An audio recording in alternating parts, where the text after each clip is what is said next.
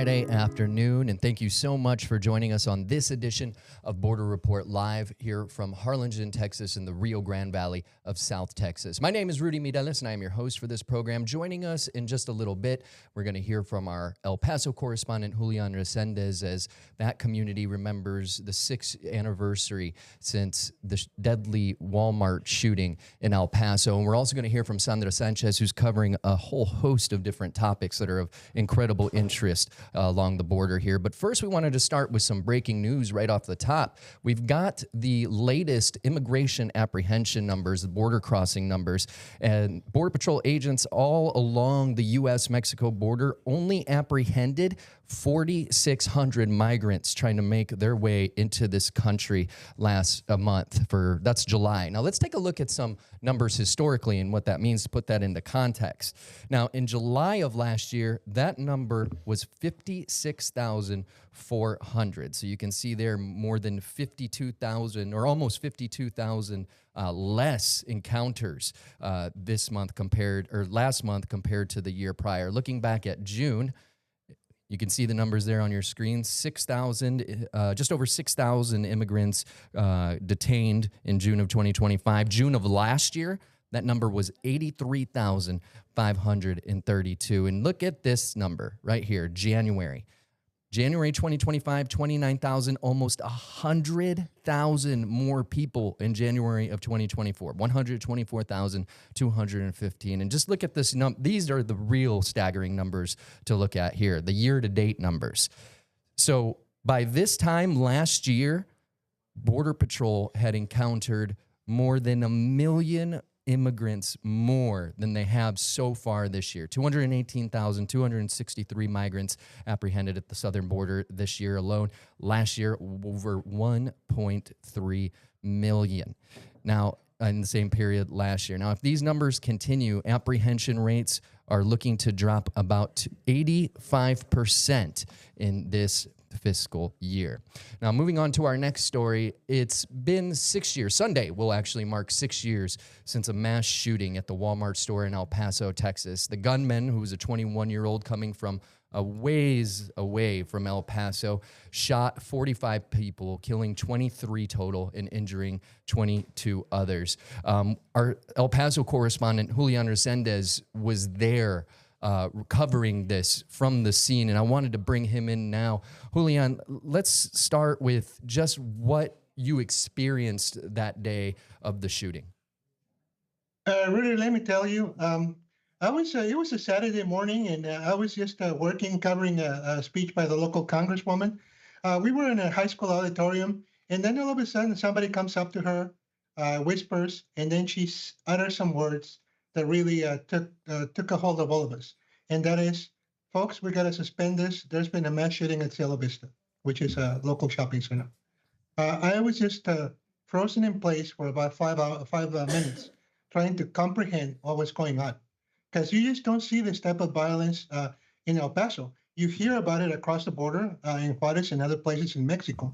But there's always been that unwritten rule that violence doesn't come north of the border. In this case, it came to us from North Texas in the form of someone who was upset, and he came here and expressed his feelings through an assault rifle.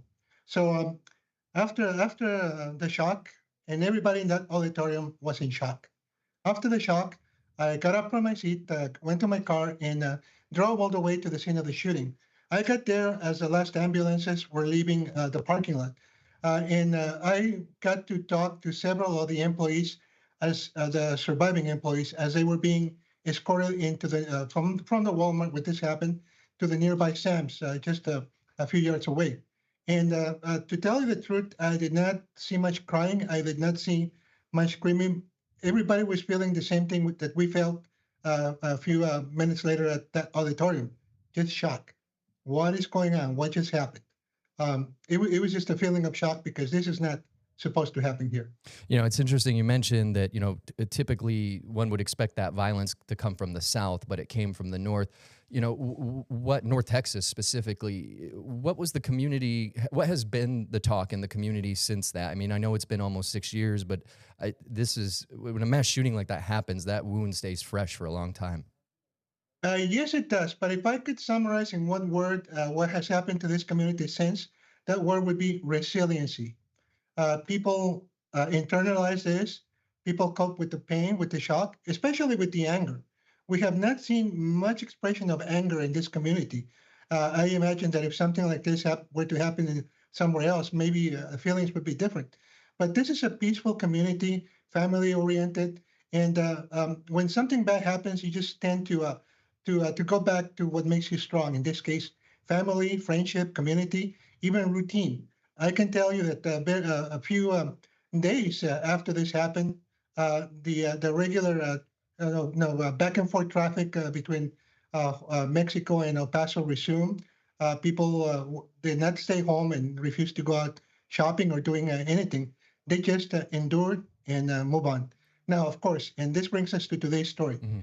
We still remember, people still remember, and they don't want to forget for one very simple reason.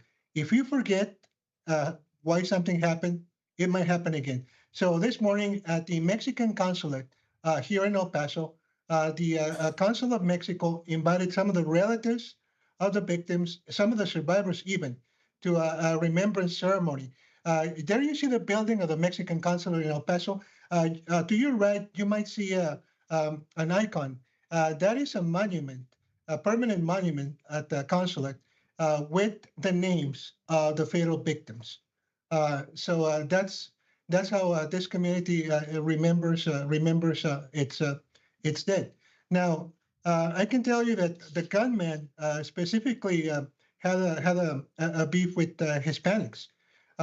Specifically, he's alleged to have said that he came here to kill Mexicans. Now, of the 23 people that died, about a third, a little more than a third, nine were Mexican citizens. The others were Americans. So it's one of those acts that doesn't really make sense even after the fact. And Julian, I think we have a sound bite Yes. from this morning's. I'll go ahead and run that now. Yeah, this is the Mexican consul, and he explains what's going on. I think there's still a lot of emotion that will never go away. I think these are difficult times around the 3rd of August every year. As you mentioned, this is the 6th anniversary. And I think it will keep coming during these times. I think this was an event that really left a big scar in this community. This is a very binational community. So what it happened left a bigger scars here. So we need to be aware and keep, again, remembering the people who died so that we can remember the event. We cannot let that happen again. So we have to be aware of the situation currently to keep fighting against all these hate speeches, racism and xenophobia. Let me follow up on that last statement by the consul regarding the hate speech. There's a lot of concern stemming from the incident about the anti-immigrant rhetoric. Regardless of how you feel about the immigration debate, what people are saying is there's no room for hate. State your opinion, vote your opinion. Talk about your opinion, but there's no need to go and get a rifle and do stuff. You know, something interesting that you had mentioned earlier and that the Consulate General had mentioned is that El Paso, just like here in the Rio Grande Valley, and I'm sure pockets of San Diego, if not the whole city out in Salvador Rivera's territory and coverage territory, you know, it truly is a binational area. So often we always say down here in the Rio Grande Valley, we don't feel like we're a part of the Texas, Texas. We're not a part of Mexico either. We're together with everyone that's just on the other side of the border. And I think it's important to remember that, you know, that Walmart, just like the Walmarts down here in Brownsville, McAllen, Harlingen, Texas, a lot of folks come from over the border to get their groceries for the week at our grocery stores here too. So it affects them. As you said, you know, some of those were Mexican citizens that were killed. Yeah, as a matter of fact, a couple of years ago, I wrote about a study on why people cross the border, why El Pasoans go to Mexico, why people from Juarez come to El Paso. And 60% of them don't come to shop, to do tourism, don't come to the business. They go to visit family, either family that they left behind in Mexico, their uncles or grandparents, or family that they have here. Their siblings, their nephews, their children, their grandchildren who migrated, or who have had children. So yeah, it's a totally integrated community with a lot of family ties. That's where the council says that we're a binational community. All right. Well, thank you so much for your reporting on this, Julian. But please stick around, because when we bring Sandra Sanchez in, we're also going to bring you in to talk about, again, a whole host of topics related to the border. So stay with us. Border Report Live is back in 1 minute.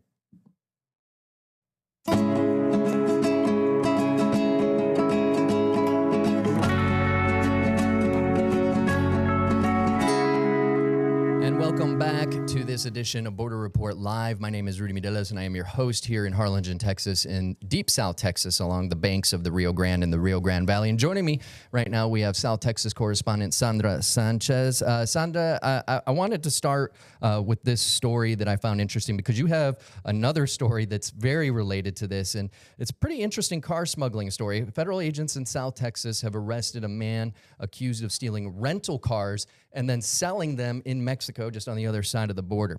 Homeland Security investigations arrested Jose Alberto Sosa, 45 years old, on Tuesday, and they've accused him of renting cars not just here along the southern border, but all across the United States, driving them to the Rio Grande Valley in deep South Texas and shipping the cars across the border. Now, during a 3-month period, they say people who participated in this conspiracy stole cars worth more than $500,000, according to documents filed in the case. Sosa reportedly received $1,000 for every car that was crossed into Mexico. And if he's convicted, he's facing a maximum of 5 years in federal prison. Now, I found this interesting because, you know, what goes hand in hand with your car? It's fuel. Fuel, right? exactly. And tell us what you've been seeing. Yeah, today I have a story on borderreport.com about fuel theft. And this is something that my colleague Julian Resendiz and Salvador Rivera have written about before. But we had a massive sting operation by Mexican officials earlier this week in Reynosa, Mexico, in a little neighborhood called La Escondida, where Mexican officials confiscated 1.8 million liters of stolen crude oil. They also found 9 tractor trailers, 12 motor pumps, 39 fracking tanks. I mean, this was hardcore. 2 power generators and an industrial sweeper. Mexican officials, you know, this comes as U.S. Treasury Department officials in May warned people on the Southwest that crude oil was being stolen over the border and coming to the United States. And they linked it to cartel organizations, the Sinaloa cartel, the Jalisco Nuevo Generacion, and the Gulf cartel, which operates south of the border in Reynosa, mostly here on Gulf of Mexico, Gulf of America area. And so what they're saying is they're stealing crude oil from from Pemex, which is the state facility there, and they are bringing it to the United States. And they warned that, this is a multi-billion-dollar enterprise. They're saying that it's a new form of revenue source because, as you mentioned at the top of the show, the numbers of human people being trafficked across the border is extremely low, lowest in numbers we've seen so far. They're looking for newer other forms of revenue, whether it be cars that they're taking, chocolate cars, whether it be crude oil that they're stealing. I mean, they're very creative, as Julian could certainly jump in here and talk about. But, this I think it's called huachicoleo, is the stealing of this crude oil. And, the Attorney General's office is the one that released the press release on this Sunday, and saying that, this is a very sophisticated trade-based money laundering scheme, as U.S. officials, that's what U.S. officials call it. But Mexican officials have jumped in there and, they want to safeguard their oil interests. Right, Julian? Sandra, you hit it right on the head. As the cartel, the migrant trafficking rise up with the cartels, they're going back to other activities. Obviously, drug trafficking is always a staple, but there's this other activities such as fuel theft. And we don't have much fuel theft in this part of the border, but I'll explain why. Because out there in your sector, south of the border from South Texas, there's a huge petroleum producing facilities out there in Tampico, and then a little bit further down the border in Veracruz. So I can see why they would be hitting the Reynosa, Tamaulipas area so hard. Now, I do have a question for both of you, and Sandra, we'll start with you. I've heard of like the fuel operations, the refined fuel already being sold. This is my first time hearing about the crude oil being smuggled. Is it typically crude oil, or is this something new? Julian, is this new? Because, I actually had to look up the chemical composition that the Attorney General's office was explaining. What they were actually had confiscated hydrocarbon oil, which is basically crude oil. And it was talking about it was an easier form to smuggle across the border, more concentrated, I believe. Mm-hmm. Yeah, Rudy, to answer your question, you get in both types of theft. Okay. Number one, out there in that region, it's really kind of easy to find the pipelines, tap into the pipelines. But you also have another type of theft, and that is of the refined product. And this is even simpler and more violent. You just stop the truck drivers carrying the finished product and hijack their cargo. So both forms of this theft are going on.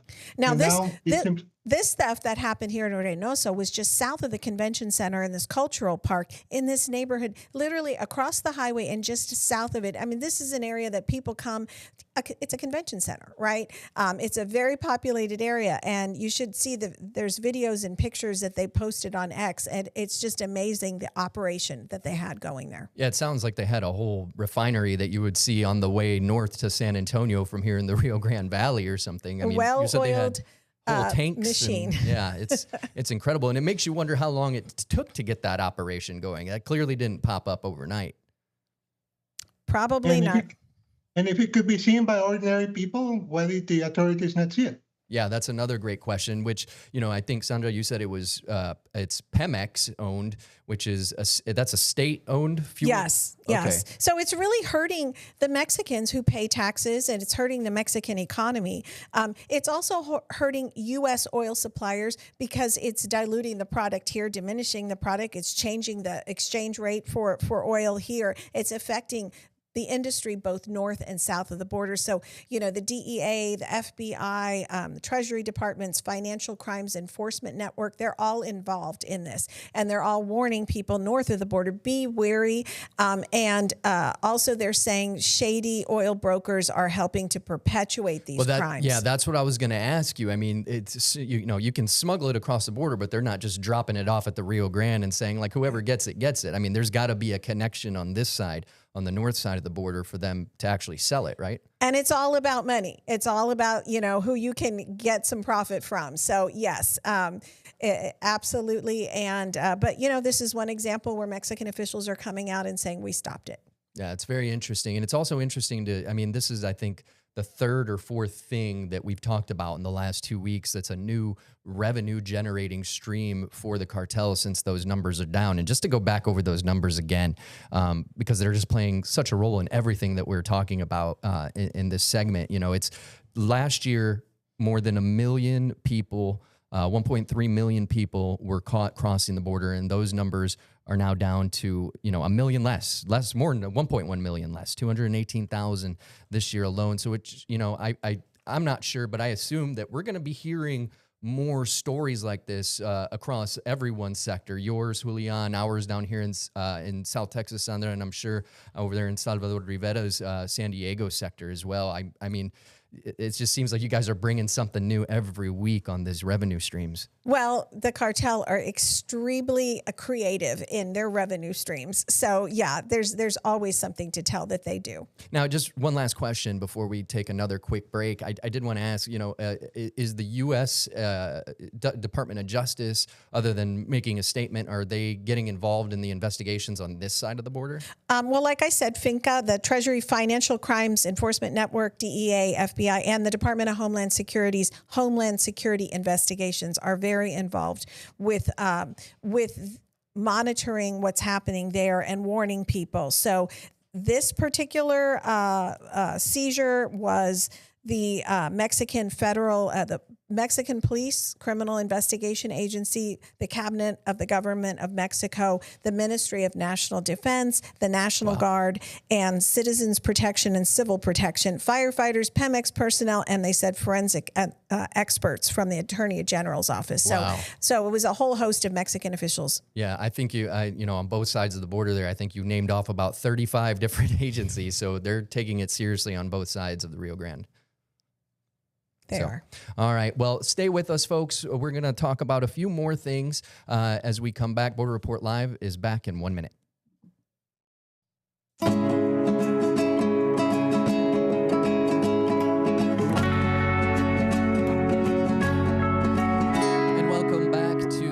Friday, August 1st edition of Border Report Live. My name is Rudy Mideles here in Harlingen, Texas, in deep South Texas's Rio Grande Valley. And I wanted to bring Sandra back in here because, all the things we're talking about today, all those numbers being down, yet Border Patrol is actually trying to increase the number of folks they have. Tell us a little bit about their efforts. Yeah, not only Border Patrol, but ICE, and we'll talk about that in a second. But if a Border Patrol agent retired between July 2020 to July 2024, so basically they were retired just the past year, they are eligible to be rehired by Customs and Border Protection and possibly get a waiver where they could continue receiving their retirement annuity and also get their new salary. Now, look, salaries for this GS-13 and GS-12 position start at $105,000, and they are going to expedite the hiring process to rehire these former agents, and their training would be at the local sector. They wouldn't have to go to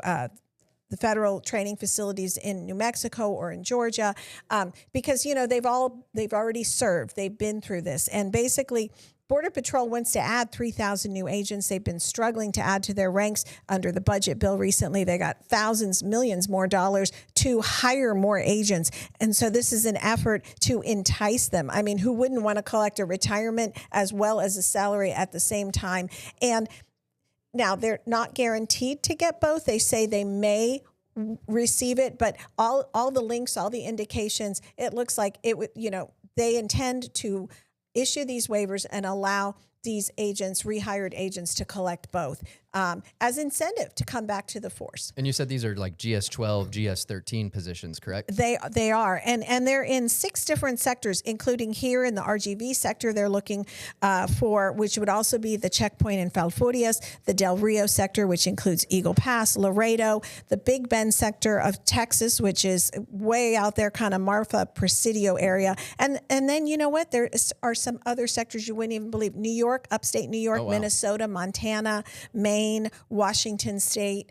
So, it doesn't necessarily have to be on the southwest border. And like I said, they'll expedite their hiring. So those GS-12 and GS-13 positions, for folks, a little bit of context, your average government employee is typically, we're talking GS-7, GS-9 on the higher level, higher end. So, that's about 11. There's a GS-11. So, about 2 ranks above, the average employee. We're talking management positions at 12, 13 levels. Border Patrol agents have typically made a very good salary, 6-figure salaries. It has always been a rung from into upper class, middle class for a lot of families that have been struggling here. It's not an easy job. It's a hard job. And before, and I want to bring Julian in to talk about it, but ICE is also offering a $50,000 signing bonus because they're trying to hire 10,000 new agents. But going back to Border Patrol, what are you hearing about getting people, how hard it is for people in the field as they're experiencing what it's like to make some of these arrests of migrants that they're coming across, Julian? A couple of points for background. Back in January, when we knew that President Trump was going to take over, I talked to a former Border Patrol chief from El Paso and from Tucson, and he said that in order to achieve the number of apprehensions and deportations that the president was shooting for, it would be necessary at some point to incorporate the Border Patrol, even if it's in a assistant role. And these are guys who already have a lot of experience, and maybe they don't have the specific training that you need as an ICE agent to apprehend someone, to find and apprehend someone who's in the country illegally, but they certainly can provide a temporary backup to the ICE agents. And that brings us back to why the government is offering such a high bonus for ICE agents. Sandra? Yeah, no, I mean, it's obvious they need to fill 10,000 positions. You know, it's a controversial position. It's a dangerous position. They've been under a lot of, people are, protesting against them. It's not necessarily a popular position, but $50,000 signing bonus or still collecting retirement and a new salary, it's a lot of incentive, right? Oh, yeah. All right. Well, thank you both so much for your reporting today. Sandra Sanchez, Julian Resendiz, appreciate you all very much for joining us. Before we go, I want to remind you to check out our partners at Political Power Ranker. It's a weekly show tracking the movers, shakers, and rule makers in American politics. This week's episode focuses on the North Carolina Senate race with a preview of 2028 in the Tar Heel State. Raleigh's Russ Bowen is joining Nexstar's Director of Political Content, Chris Berg, and Director of Emerson College Polling, Spencer Kimball, to see who's up and who's down in the world of politics based on data. So make sure to check it out. You can find more at abc27.com or your local Nexstar station's website. And that is going to do it for us today. Thank you so much for watching. Have a great weekend.